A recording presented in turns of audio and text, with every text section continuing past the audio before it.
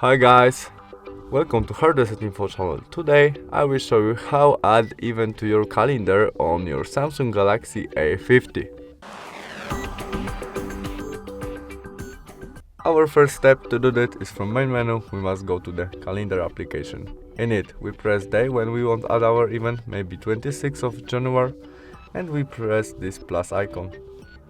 There we can add title of our event, what you want, and set emoji to that, maybe this one, and change color which we see in our calendar, maybe in pink one. There we can set when events start and finish, or we can set it will be all day. Now we can add location of that, maybe Warsaw, and to someone we can add it to someone else calendar in our family grab maybe. Day we have when we get alert of it, we can custom it, but we set day before event at 5 o'clock.